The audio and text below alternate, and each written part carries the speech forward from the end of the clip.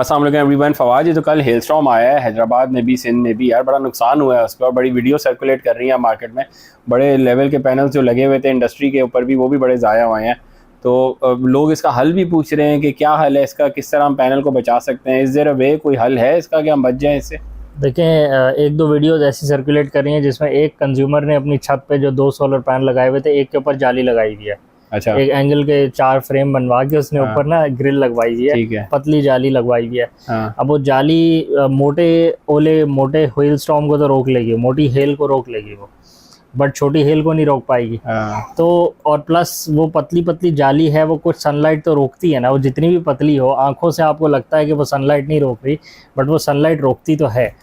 तो अगेन कोई ऐसा मेथड नहीं है कि आप उसको कम्प्लीटली आप हेल प्रूफ करवा लें या आप कम्प्लीटली रॉक प्रूफ करवा लें, क्योंकि इस बात को अगर आप इस तरह लें कि खुदा न खासा ज़लज़ला आता है तो अगर आपकी बिल्डिंग गिर जाती है खुदा न खासा, तो उसमें भी आपको नुकसान तो होता है। ये फिर नेचुरल कैलेमिटीज़ में आता है, नागहानी आफात में आता है कि जब ऐसा हो जाए, फ़र्ज़ करें सैलाब आ गया, तो सैलाब में जो भी साथ रेले में चला गया वो चला गया, वो फिर नुकसान में दोबारा ही बनाना पड़ेगा ना, दोबारा ही बनाना पड़ेगा। तो यही आएगी उसमें। अब यही है कि अभी कंज्यूमर के पास पैसे नहीं है पहले ख़रीदने के। कंज्यूमर अपने बजट्स को टाइट करके कोशिश कर रहा है कि मैं ख़रीदूँ, पहले मैं अडॉप्ट करूँ।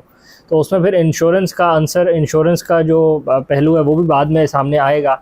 बट पाकिस्तान में आपको पता है कि इंश्योरेंस के फ्रॉड्स बहुत होते हैं, तो उसकी वजह से फिर इंश्योरेंस का प्रीमियम भी इसीलिए पाकिस्तान में थोड़ा सा हाई है।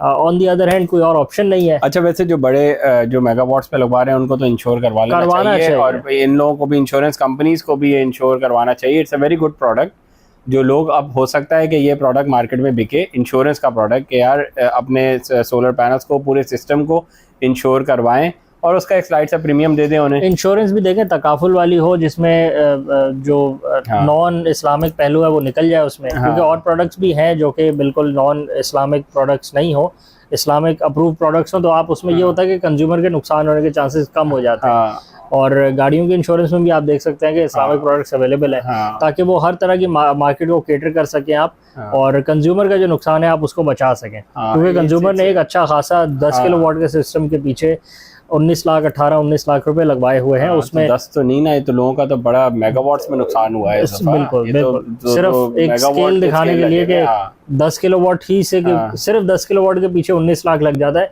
तो आप 100 किलोवाट लगवाएं या आप 1 मेगावाट लगवाएं तो वो कॉस्ट तो बहुत ऊपर चली जाती है। और उसमें 65-70% कॉस्ट आपकी सोलर पैनल्स की होती है, जो कि हर वक्त खुले आसमान तले आपने रखने हैं। आप उसके ऊपर शेड नहीं बना सकते, आप उसके ऊपर कोई और उसको प्रोटेक्शन नहीं दे सकते, क्योंकि उसने सनलाइट कैप्चर करनी है। उसका फ़ायदा ये है कि अगर खुदा न खास्ता कोई इस तरह की चीज़ फ़र्ज़ करें नहीं पड़ती, ओले नहीं पड़ते, पत्थर नहीं गिरते, ज़लज़ला नहीं आता, तो इस चीज़ में चलते रहना है, क्योंकि ये किसी सैलाबी रेले के दरमियान नहीं लगा हुआ। हाइडल प्रोजेक्ट्स को हर वक्त एक रिस्क रहता है कि अगर ऊपर से ज़्यादा बर्फ़ मेल्ट कर जाए तो वो टूटने के चांस होते हैं, जो कि हमारे हर साल ही हमारा कोई ना कोई डैम बेचारा टूट जाता है सैलाब ज़्यादा आने की वजह से। बट सोलर पैनल्स का हिसाब ये है कि जनरली अब आप देखें सिंध के एरिया में हेल कब पड़ती है, कौन सा ब्लू मून पड़ती है ना। डिस्कस करने लगा था, अगर ये कंसेक्यूटिव होना शुरू हो गई ना, फिर तो इसका एक हल निकल आएगा कि आप उसके ऊपर एक आर्टिफिशियल, आप एक स्ट्रक्चर बना सकते हैं, ग्लास का या कुछ भी बना सकते हैं, कि जब बारिश होने लगे उससे पहले आप उसको कवर कर दें और उसके बाद उसको हटा लें।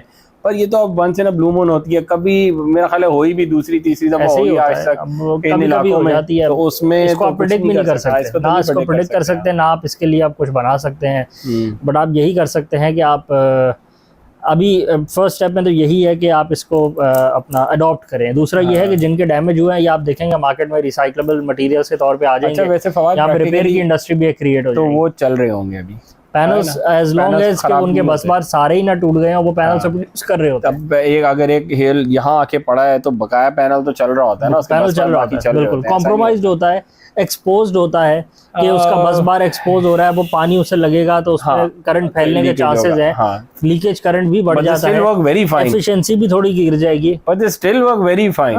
ऐसे 500 वाट का पैनल अगर नॉर्मली 400 देता है और उसमें एक बुलेट आर पार हो जाए तो 350 देना शुरू कर देता है, डिपेंडिंग ऑन के कितने बस बार डैमेज हुए उस बुलेट की वजह से। तो पैनल चलते हैं, बट क्योंकि कॉर्पोरेशन लेवल पे भी जब मेगावाट्स की इंस्टॉलेशन होती है तो दे डू नॉट प्रेफर कि अब टूटे हुए पैनल हम लगा के बैठे रहें, वो उसको स्क्रैप कर देंगे, नए पैनल्स लगवा लेंगे।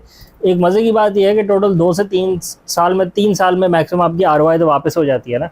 तो 3 साल में तो ये इफेक्ट दोबारा नहीं आया है ना। ऐसा तो नहीं हुआ कि 3 साल पहले भी हैदराबाद में हेल आई हो और 3 साल बाद भी हेल आई हो, तो पिछले 3 साल में जो भी इन्वेस्टमेंट रिटर्न हुई है वो सारी ज़ाया, ऐसा तो नहीं होता ना।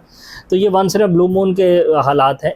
खुदा न खास्ता किसी की साइड पे जल्जला आ जाए, जैसे ऊपर सारे टेक्टोनिक प्लेट्स का जो मामला है और माउंटेनस एरिया है, वहाँ तो फिर जल्जले आते रहते हैं और बिल्डिंग्स भी गिर जाती हैं, फिर सैलाब भी रिवर के बेड के पास आ जाते हैं। तो ये उसी कैटेगरी में जाता है कि once in a blue moon में आप उसको कुछ कर नहीं सकते। बस आप यही कर सकते हैं कि अब आप इनको सेल कर देंगे, ये स्क्रैप में चले जाएंगे, इनका एल्यूमिनियम निकाल लिया जाएगा, इसके सेल्स जो सोलर सेल्स हैं वो निकाल लिए जाएंगे, कोई इसको रीसेल कर देगा, आपको फिर भी कुछ ना कुछ इन्वेस्टमेंट वापस मिल जाएगी। जिस बेचारे के ये नुकसान हुआ है आपको नए ही लगवाने पड़ेंगे, क्योंकि पीस ऑफ माइंड तो उसी में ही है। पीस ऑफ माइंड तो brand new genuine tier 1 with documents वाले पैनल में है, उसके अलावा किसी पैनल में पीस ऑफ माइंड नहीं है। बाकी चलता तो सब कुछ है, आपको पता है टूटी सी गाड़ी भी चलती है, स्क्रैप की गाड़ी भी चलती है, नई गाड़ी भी चलती है। पीस ऑफ माइंड जिसमें कस्टमर को हो उसको वो करना चाहिए। वीडियो को रैप अप करें, चैनल को लाइक करें, वीडियोज़ को ज़्यादा से ज़्यादा शेयर करें, चैनल को सब्सक्राइब भी करें। Thank you.